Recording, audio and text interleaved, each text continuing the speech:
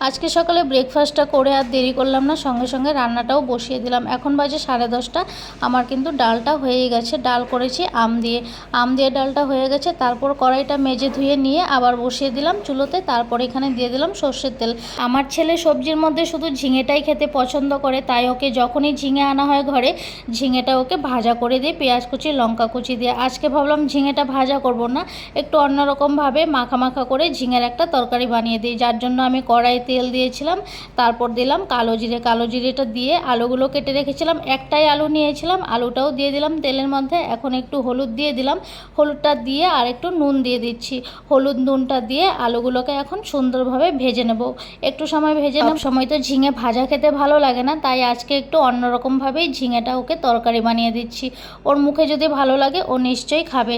তার জন্য দেখো আলুটাকে এখানে ভেজেও নিলাম, আলুটা ভেজে নিয়েছি। আর এইদিকে আমি দুটো ঝিঙে নিয়েছিলাম, বড় বড় দুটো ঝিঙে কেটে রেখে দিয়েছি, কেটে ধুয়ে রেখেছি। ঝিঙেটা সাইডে রেখে দিলাম। আর এদিকে কিন্তু একটু মশলাও করেছিলাম। মশলার মধ্যে ছিল আদা বাটা, লঙ্কা বাটা, আর কিছুই ছিল না।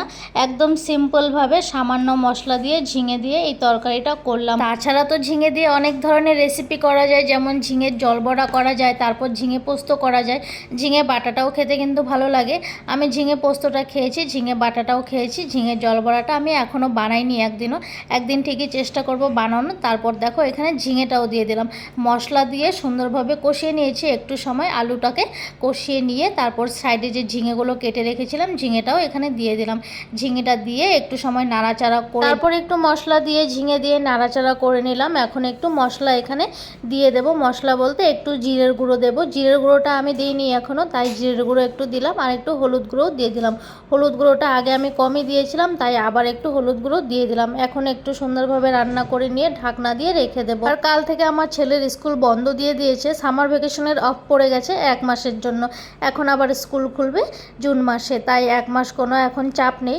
স্কুল যাওয়ার চাপটা নেই, কিন্তু টিউশনটা আছে। সকালবেলা রোজেরই টিউশন যেতে হবে। টিউশনটা অফ দিলে তো হবে না, তারপরে তো আবার পরীক্ষা আছে। তারপর দেখো এখানে ঝিঙে দিয়ে আলু দিয়ে তরকারিটা কিন্তু আমার হয়েই গেল। সাইডে আমি ডালের বড়ি ভেজে রেখেছিলাম, যেটা আমি ভিডিও করতে একদমই ভুলে গেছি। ডালের বড়িটা দিয়ে কিছু সময় রান্না করে কিন্তু তরকারিটা নামিয়েও নিলাম। তরকারিটা কেমন হয়েছে তোমরা অবশ্যই কমেন্টস করে জানিও। একদম মাখা মাখা করে ঝিঙে আলু দিয়ে তরকারি করেছি আজকে।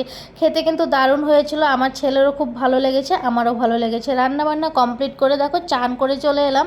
এখন বাজে প্রায় 2টোর মতো। এখন 2টো বাজে, কিন্তু আমার ঘরের কাজ কিন্তু অনেক আগেই হয়ে গেছে। রান্নাবান্না আমার অনেক আগেই হয়ে গেছে।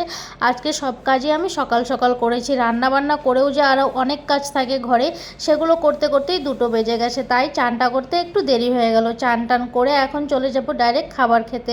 ছেলে আবার ওইদিকে কিন্তু বসেই আছে ভাত খাওয়ার জন্য।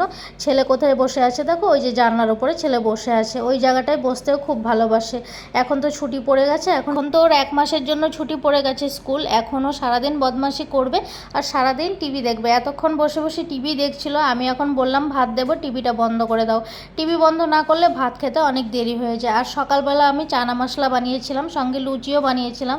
দেখো ভাত বেড়ে নিলাম। ছেলে কিন্তু মাথায় হাত দিয়ে দিয়েছে, বলছে ঝিঙে দিয়ে তুমি এটা কি বানিয়েছো। যাই হোক, আমরা ভাত খেতে খেতে ভিডিওটাকে শেষ করে দিচ্ছি। কেমন লাগলো অবশ্যই একটা ছোট্ট কমেন্টস করে জানিও। আর যারা এখনও চ্যানেলটিকে সাবস্ক্রাইব করোনি, সাবস্ক্রাইব করে রেখো। টাটা।